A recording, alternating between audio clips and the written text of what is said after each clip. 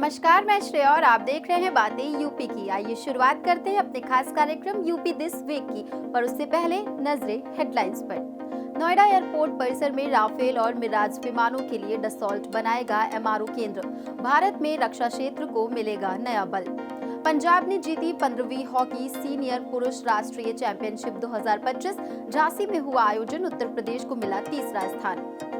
उत्तर प्रदेश में पीएम सूर्य घर योजना की गति दोगुनी, मार्च 2027 तक 8 लाख सोलर रूफटॉप संयंत्र लगाने का लक्ष्य निर्धारित।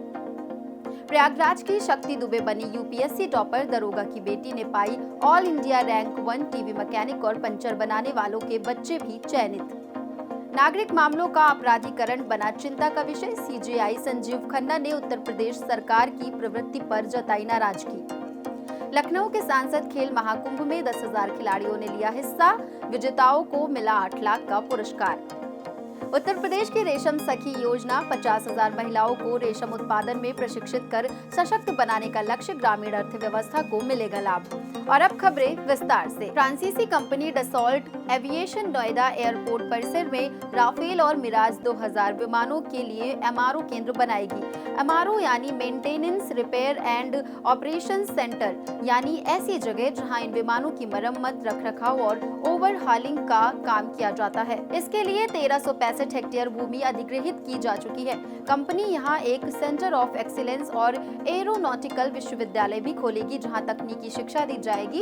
इस पहल से भारत की रक्षा आत्मनिर्भरता बढ़ेगी, विदेशी निर्भरता घटेगी और लोगों के लिए नौकरियां निकल के आएंगी। ये योजना उत्तर प्रदेश को विमानन क्षेत्र में नई पहचान देगी और इससे लागत एवं समय की बचत होगी।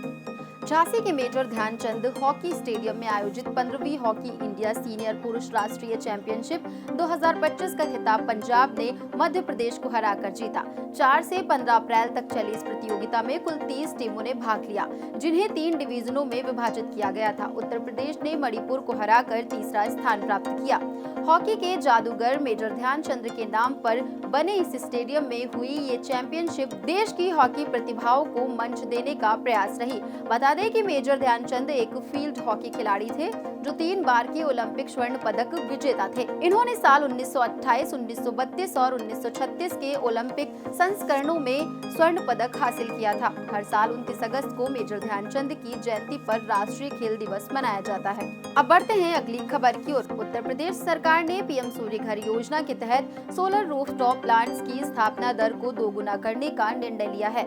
अभी मौजूदा वक्त में हर महीने 1100 प्लांट्स लग रहे हैं, जिसे बढ़ाकर 22,000 प्रति माह किया जाएगा।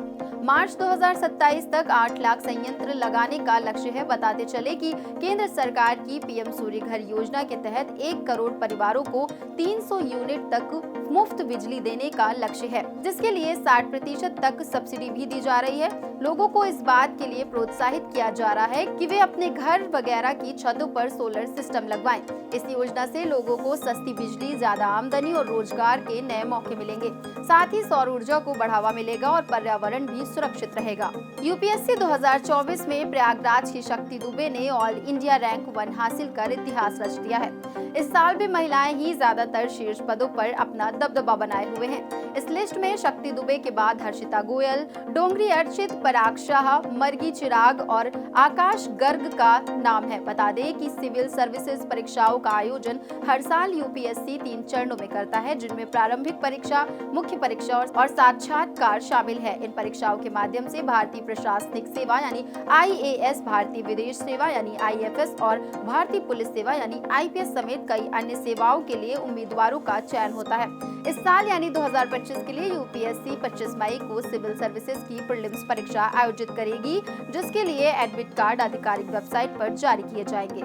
इसी के साथ अब बढ़ते हैं अगली खबर की ओर। भारत के मुख्य न्यायाधीश संजीव खन्ना ने उत्तर प्रदेश में नागरिक यानी सिविल मामलों को आपराधिक मामले बनाकर दर्ज करने की बढ़ती प्रवृत्ति पर गंभीर चिंता जताई है। कई लोग देरी से बचने और विरोधी पर दबाव बनाने के लिए धारा 420 यानी धोखाधड़ी और 406 यानी आपराधिक न्याय संभंग जैसी धाराओं का दुरुपयोग कर रहे हैं। पुलिस व एजेंसियों की कानूनी समझ की कमी के कारण भी सामान्य व्यापारिक या संविदात्मक विवाद आपराधिक मामले बन जाते हैं। ये ट्रेंड सिविल और क्रिमिनल न्याय प्रणाली के बीच संतुलन को बिगाड़ रहा है और न्याय की प्रक्रिया को जटिल बना रहा है। लखनऊ के केडी सिंह बाबू स्टेडियम में 19 से 22 अप्रैल 2025 तक सांसद खेल महाकुंभ का आयोजन किया गया। इसका उद्देश्य खेलो इंडिया अभियान की भावना के अनुरूप युवाओं में खेल भावना, स्वस्थ जीवन शैली और स्वदेशी खेलों को बढ़ावा देना था। प्रतियोगिता में athletics, volleyball, kabaddi, basketball, football, hockey, boxing, taekwondo, Kalaripayattu, योगासन और मलखंब जैसे खेलों का प्रदर्शन हुआ। कुल 10,000 खिलाड़ियों में से 2,500 का चयन हुआ। विजेताओं को 8 लाख रुपए का नगद पुरस्कार मिला। उत्तर प्रदेश सरकार ने ग्रामीण महिलाओं को आर्थिक रूप से सशक्त बनाने के लिए रेशम सखी योजना की शुरुआत की। इस योजना के तहत महिलाएं घर बैठे रेशम उत्पादन से आय अर्जित कर सकती हैं। शहतूत रेशम और तसर रेशम का उत्पादन करने के लिए उन्हें प्रशिक्षण दिया जाएगा। पहले चरण में 15 जिलों की 7,500 महिलाओं को इससे जोड़ा जाएगा। इस पहल से महिला सशक्तिकरण को बढ़ावा मिलेगा, ग्रामीण अर्थव्यवस्था में सुधार होगा और राज्य के रेशम उद्योग का विस्तार होगा। अब चलते चलते एक नजर डाल लेते हैं देश दुनिया की कुछ अन्य अहम खबरों पर। जम्मू कश्मीर में पुलवामा के बाद सबसे बड़ा हमला, 27 पर्यटकों की मौत। पहलगाम में आतंकियों ने नाम पूछकर मारी गोली। ताजमहल पहुंचे अमेरिकी उपराष्ट्रपति वेंस, बेटी को गोद में लेकर सैर की और विजिटर बुक में लिखा, ताजमहल सच्चे प्यार और भारतीय संस्कृति का प्रतीक है। एससी ने वक्फ बोर्ड सदस्यता को लेकर किया बड़ा फैसला। वक्फ बोर्ड का सदस्य बनने के लिए बार काउंसिल सदस्य और मुस्लिम होना जरूरी। मणिपुर हाईकोर्ट का पलटा फैसला। पहलगाम हमले के बाद भारत का पाकिस्तान पर बड़ा एक्शन। सिंधु जल संधि रोकी, वीजा रद्द, अटारी बॉर्डर बंद, हाई कमीशन से डिफेंस अफसर हटाए, सैन्य संवाद भी ठप। इटली के प्रधानमंत्री मेलोनी, फ्रांसीसी राष्ट्रपति मैक्रोन सहित दुनिया भर के कई नेताओं ने पहलगाम हमले पर पीएम मोदी से की बात। आतंकवाद के खिलाफ लड़ाई में जताया समर्थन। आज के कार्यक्रम में बस इतना ही। कार्यक्रम में दी गई जानकारी आपको कैसी लगी, कमेंट करके हमें जरूर बताइए।